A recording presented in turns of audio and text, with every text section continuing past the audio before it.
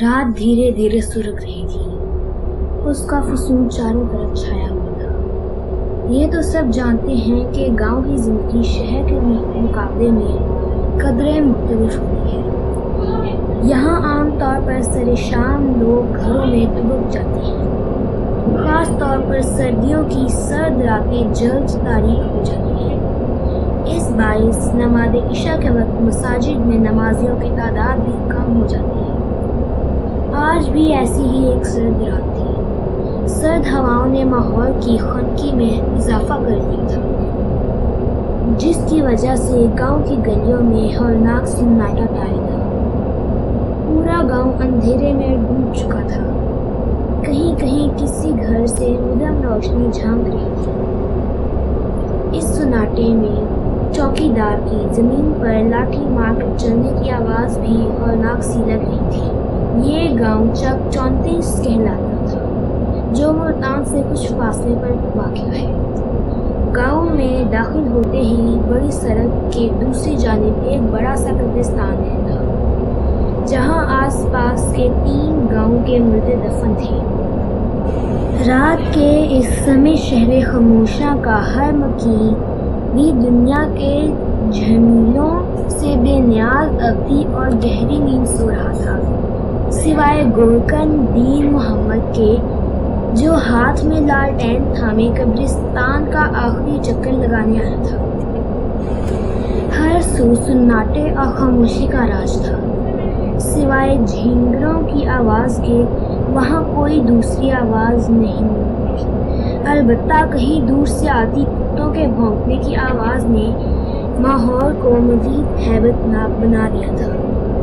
پھر بھی دین محمد بے خوف و خطر قبروں کے درمیان جگہ بناتا آگے بڑھ رہا تھا۔ شاید وہ اس ماحول کا عادی ہو چکا تھا۔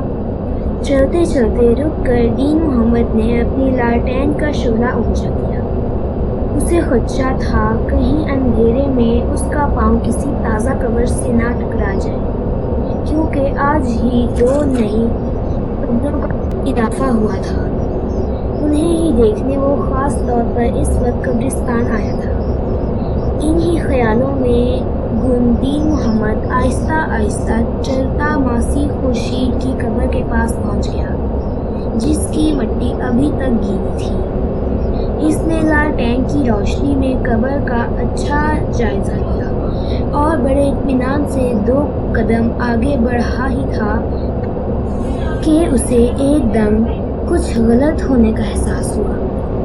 شاید اس کی چھٹی حس نے اسے وہاں رک جانے کا اشارہ دیا تھا، جس کے سبب وہ اپنی جگہ کھڑا ہو گیا۔ غور سے قبر کے آس پاس چاروں طرف نظر دوڑائی تو اسے کچھ ایسا نظر آیا جس نے دین محمد کو چونکا دیا۔ دیکھا کہ قبر کے قریب ہی زمین پر کچھ تازہ قدموں کے نشانات تھے، جو مرجگی روشنی میں کسی انسان کے لگ رہے تھے۔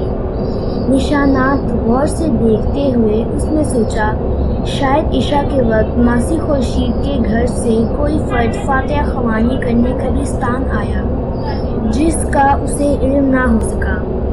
یہی سوچتا وہ نشانات نظر انداز کرتا ماسٹر علی احمد کی جوان سال بیٹی نازیہ کی قبر پہ آ گیا۔ نازیہ کچھ عرصہ بیماری کے بعد اپنے 2 چھوٹے چھوٹے بچے چھوڑ آج صبح ہی فانی دنیا سے رخصت ہو گئی تھی۔ اس کی قبر کا سرسری سا جائزہ لیتے ہوئے دین محمد چونک گیا۔